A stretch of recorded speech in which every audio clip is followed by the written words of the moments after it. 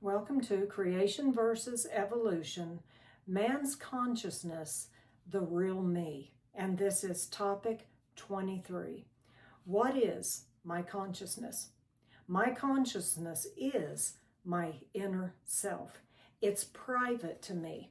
A scientist or a doctor can know more about what's happening in my physical brain than I do by studying it.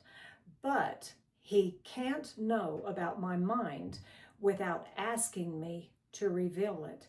He doesn't know what I'm thinking.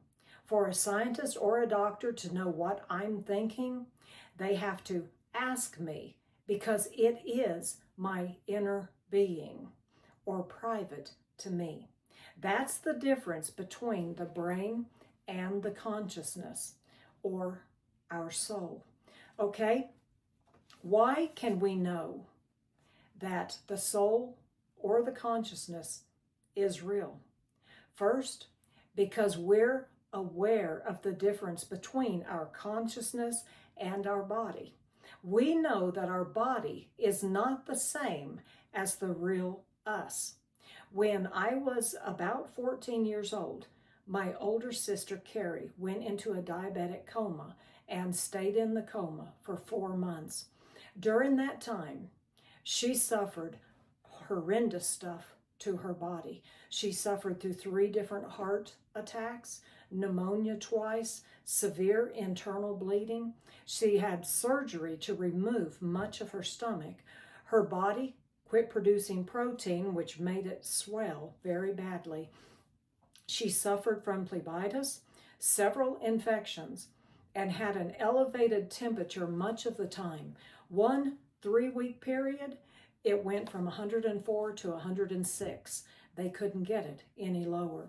She suffered from convulsions, and her blood sugar range went from 0 to 800.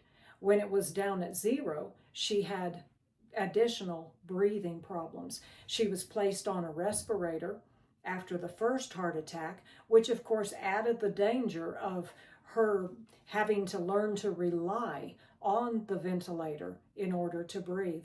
She had a trachea tube inserted into her throat to help keep her airway open, and she had numerous additional physical problems, including so many injections and tests run in the first 3 weeks of her stay in that hospital, and it was not a small hospital, that she set the all-time record. In just a 3-week period, she set the all-time record. One day, near the end of the 4-month period, my parents decided to take me to visit her at the hospital because unless God performed a miracle, she was not going to survive. And the day that they took me, when I arrived, the first thing I immediately noticed was how skinny she was. She had lost down to around 60 pounds, and she didn't look like my sister at all. It made me very uncomfortable. I was only 13 at the time. It made me very uncomfortable even looking at her looking like that, and my heart just broke. Well, I wasn't sure what to say. My mom spoke to me and she said, "Rocky, just speak to her. Just let her hear your voice." She said, "There's a possibility she'll be able to hear." Now, her body was shutting down. It was not the same body that she had entered the hospital in, but yet mentally, well, as soon as I started talking, her eyes rolled from looking just straight up over to looking at me. And I started feeling uncomfortable enough after a while that I walked to the other side of the bed, and her eyes rolled with me and were looking at me on the other side of the bed. I later found out that it had been weeks since she had looked toward anyone while laying there on the bed.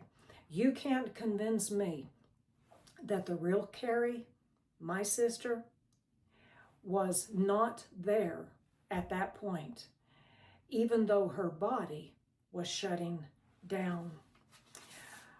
The second reason we can know that the soul or the consciousness is the real us is because we don't learn about people, the real person, by studying their bodies.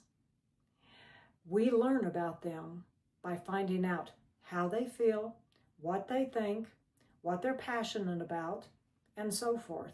Staring at their body might tell us whether or not they like to exercise, but it's not very helpful in learning about their consciousness or who they really are. The real us cannot be seen or touched unless we manifest ourselves. If we manifest ourselves in our behavior or our talk, then people can know us. But if we don't, then they cannot know us. We have free will because we are a self or a soul and not just a brain. How does this present problems for the Darwinist?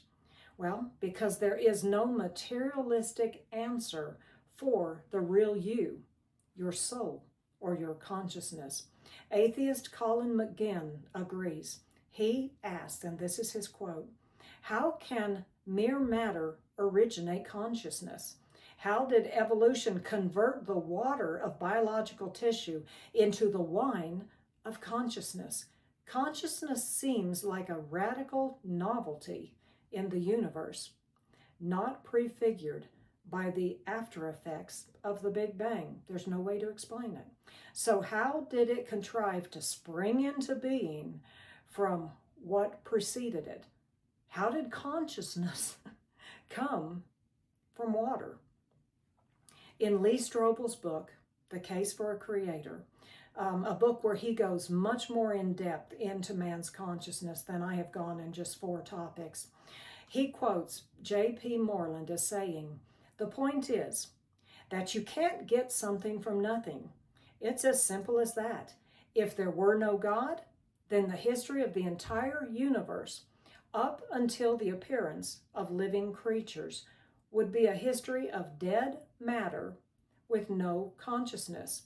You would not have any thoughts, beliefs, feelings, sensations, free actions, choices, or purposes. There would be simply one physical event after another physical event, behaving according to the laws of physics and chemistry." Thank you for joining me today.